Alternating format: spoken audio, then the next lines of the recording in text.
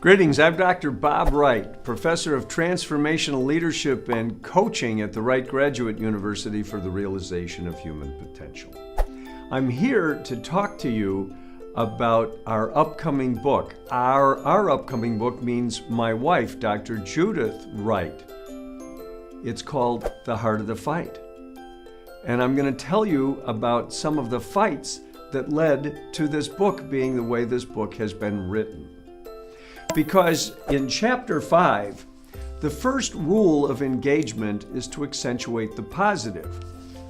Judith had to fight for at least 2 years for me to accentuate the positive as a valid rule. I thought of it as the kind of guilt-trippy thing that grandmothers told children they were supposed to do to make grandmothers happy.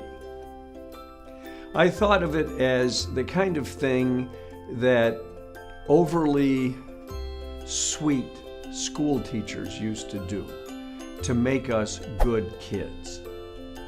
But I was wrong. I was very, very wrong, because Judith dug up research study after research study to prove that it was necessary. Now, in my own defense, I want to say that I was raised with a father who was very affectionate to my mother. And I have naturally been affectionate and affirming to Judith. But there's another part to the story, which is that my mother did not believe in making compliments. So maybe that's part of why I was so vehemently against this. She believed that you would spoil the child. And so she only told me to do things once, and I did them.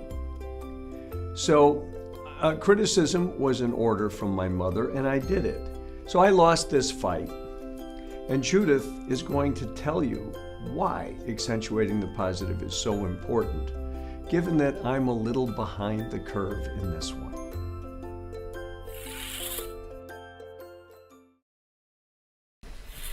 Real relationships, ones that are satisfying, the ones for our friends, our loved ones, our partners, even our coworkers. If we're going to have real relationships and really engage in them, it's really helpful to have some rules of engagement, some ways that help us guide ourselves in our interactions so that we can have more satisfying interactions, no matter who it is that we're interacting with. And in close or romantic relationships, it's even more important, because the closer we get, the more important it is that we use the rules of engagement. So I want to go into one of the ones that Dr. Bob talked to you about in Chapter 5, in Heart of the Fight. The very first rule of engagement is to accentuate the positive. Now, that may sound not that important, but it really is, and let me explain that. Because evolutionary science reveals that as human beings, we were designed to scan for threats, to look for the negative, to see where there might be possible danger, to notice the things that aren't working, to notice things that are bad. So what happened, that by doing that helped keep us alive. So our brains are more predisposed to look for what's wrong than to look for what's right. As Rick Hansen talks about it, he says that we are Velcro for the bad. We tend to really have that stick to us. And we're Teflon to the good things in life. They just slide right off of us. And that causes a problem, because then we don't really soak in the goodness of our relationships. We tend to focus on what's wrong or what's bad, and we don't notice the things that actually are working for us, that actually are really satisfying.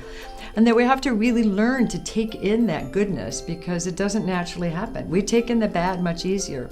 So accentuating the positive is really, really important. In fact, for people in close relationships, couples, people that are in committed relationships, what happens is that when they break up, they don't break up because of the bad things. They don't break up because of too many fights or negativity or bad treatment. Why they really break up is because there's not enough good. They don't have enough positive experiences. So accentuating the positive is really, really important for us to be satisfied. So I want to go into what the research shows us about this. It's really, it sounds easy, just accentuate the positive, but it's really not, because we're much more likely to accentuate the negative than the positive. So the research shows that we need to know what is positive, and we need to pay more attention to it to really let it become part of our experience rather than just to slide right off of us. So I want to first talk about what the positive is not. This is not what I mean by accentuate the positive. It's not being phony and fake and sweet on top, but not feeling that underneath. It's not interactions that deny or fake or kind of put a sugar coating on an interaction, but it's not really true. It's not a fake positive. Or acting like everything's fine, but inside you know it's not. It's not when sometimes you might have conflict and you try to act like everything's okay, but it's not. That's fake positive. That's not true positive. Or sometimes there's tension in a relationship and you try to kind of buy your way out of it. Maybe you buy flowers or sweet talk or even kind of more seductive interactions, trying to make someone forget that there's some tension in the relationship. That's not what we mean either. And this also isn't being nice to someone's face and then just kind of stabbing them behind the back, talking bad about them behind their back. That's not it either. It's also not being careful. It's not like walking on eggshells and being super, super careful with someone. It's not being inauthentic or fake or careful. It's real and genuine. So kind of understand it's not superficially positive, it's really what's really positive in relationships. So I'm going to go through a lot of the research that tells us what it really is and the positive things in interactions. And this is relationship research. It shows us these are the things that make for satisfying relationships. This is for you and your friends, you and your loved ones, you and partners, you and coworkers, fellow students. This works for all relationships. It works at work. So let's look at that a little bit more. So the research really is important to this, and we have to really train ourselves to look for the positives in our relationships, look for opportunities to learn and to grow and to develop and to become who we can become. But this means we need to be present. We need to be fully engaged at home, at school, at work, wherever we find ourselves. Whether it's at work with a company or at your job or with a staff or a team, and looking for ways to grow and to enjoy yourself. And I'll go into some specifics, but the more we do this, the more trust that we build, the more sense of goodwill.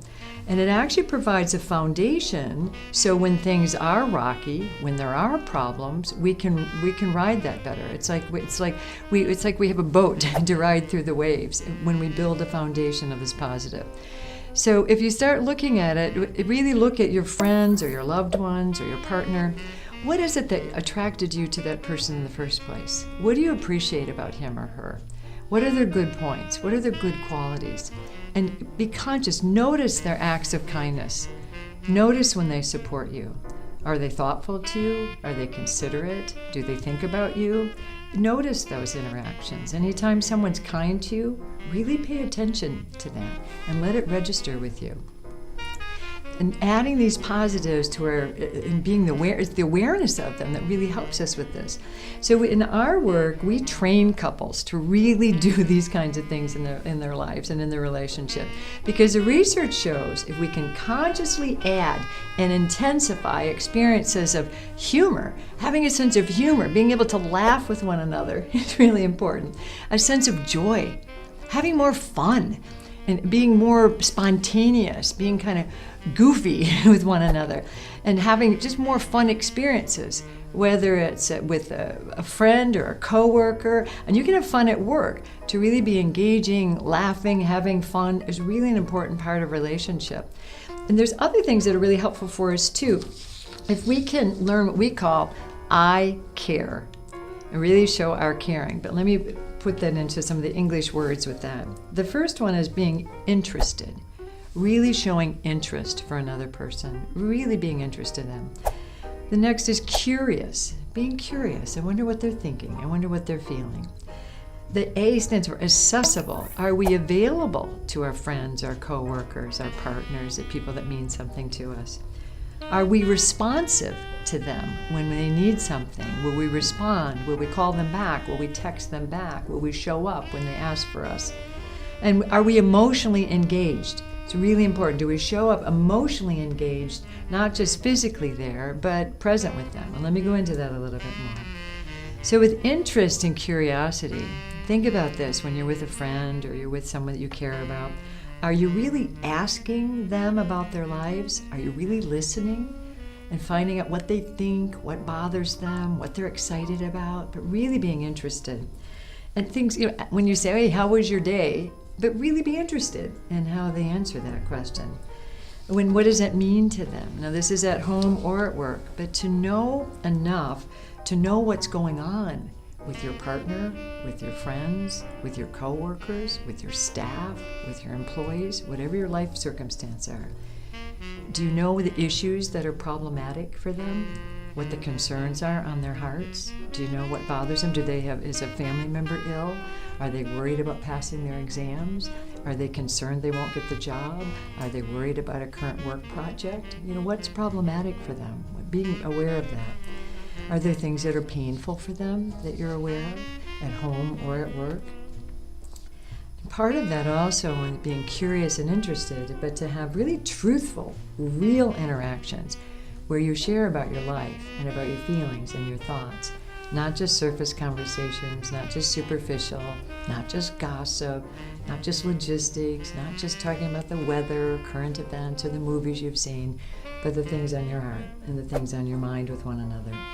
And that they're mutual, that they know about you and you know about them. You're both sharing. But not oversharing, but keeping a sense of self-respect, but being open with someone. What the research is finding that there's 3 things related to this, and this is in adult attachment research and Sue Johnson's research. Are we accessible, responsible, and emotionally engaged? So that means, are you there when they need you?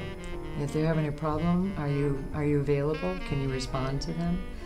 Are you really present when you're with them? Or are you like in your smartphone when you're with them? Or are you really paying attention, like eye to eye, heart to heart, not being distracted? And being appreciative and affirming with people is really important. Do you appreciate what they're doing? Tell them. If there's something that you think is lovely about them, something is exciting for you, something that you're proud that they do, something that you admire, that you let them know that you're affirming to them. At home, at work, with your friendships, coworkers, even your boss or your teachers need that as well. But also, this is something to remember, men need more affirmation than women. It's important to both men and women, but men need to be affirmed for their efforts, or if they're showing you kindness or supporting you in some way, or they're trying hard at something. Let them know you see that and you appreciate their efforts. It's very important. Another part of the positive that's really important for more romantic relationships is to be affectionate, to show the affection and whatever is culturally appropriate for you, but to not be cold with one another, to be warm with one another. And another that the research has found is really being able to inspire one another, to really be excited for one another, to be a source of inspiration and make them feel better for having been with you, and being aware of that with one another is a really important part of it. And to really be growing together is a very, very important thing, to be able to bring that excitement of your life to your friends and to your coworkers and to the people that are living with you and growing with you and in classes and at work with you. Another thing is to be supportive and to be an advocate for others. Be on their side. I know we know all these things. These won't sound all that unfamiliar, but I'm trying to say them again and give you some consciousness about how important these things are to be aware of and to offer in our relationships. And when others provide these things for us, to be aware of it as well. Another I think you can probably appreciate is sometimes when you're having a tough time, maybe you're not feeling well, or maybe something didn't go well, or you had a breakup, or something didn't go well at work, or maybe you didn't do well on an exam, and things are tough. To really appreciate someone being there to support you when things aren't going well, and for you to be available to others when things aren't going well. But interestingly, what the research shows, that there's something even more important than that. It's celebrating the good times with someone actually tends to build stronger relationships than just being there in the bad times. So if your friend has a success, or they do well at work, or they win a prize, or they get a good grade, or team workers have a great success, celebrate them. Let them know that. Be proud of them. Let them know how excited you are for them, because that's the sign of a good relationship. That's a sign of real appreciation and support for one another. Another part of this, of the positive, is really being able to take risks and really test the relationships and to really be able to say the truth to one another. And another thing the research found in relationship is how important it is to have novelty and variety, to do new things.